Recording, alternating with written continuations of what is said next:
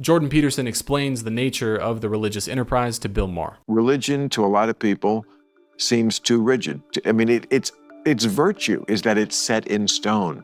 This is what we believe. That's what they're counting on, is that people want that sort of certainty about something. Okay, so that it's not going to change. That's what the Pope is always selling. So one of the criticisms that Christ levies against the Pharisees in particular is exactly that criticism. He says to them, this is one of the things that sets himself up for crucifixion, because it's a very vicious insult. He tells the Pharisees that they worship their own doctrines as if they're religious truths, and that they would have killed the prophets. Had they been around in the time of the prophets that they purport to worship, they would have killed them.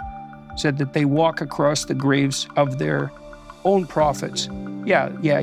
They haunt the graves of their own prophets. That's a good way of thinking about it. So he accuses them of a very deep cynicism. And he's trying to make the same point you're making, which is that you're not supposed to worship the static doctrines of men as if they're religious doctrines, and that there's something in the transformation process that isn't encapsulated in the letter of the law. So what would you say? You don't privilege the letter of the law over the spirit of the law. And I think part of what the genuine religious enterprise is the attempt to identify what that spirit is, that dynamic spirit. And I think that can be done.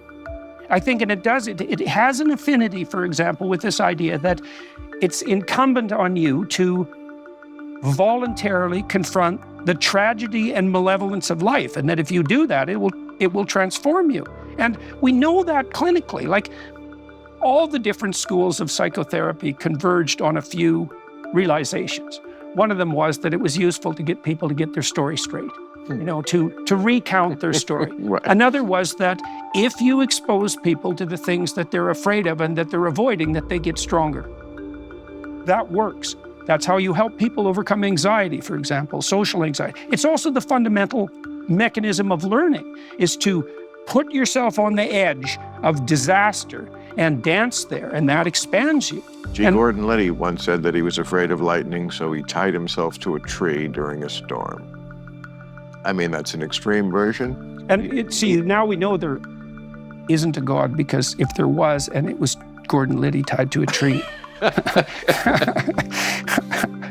Yeah, but look, you use exposure training and therapy all the time. And a lot of what you do when you're trying to help people heal is return to that idea of the snake on the staff. It's like, what are you afraid of that's stopping you from moving forward?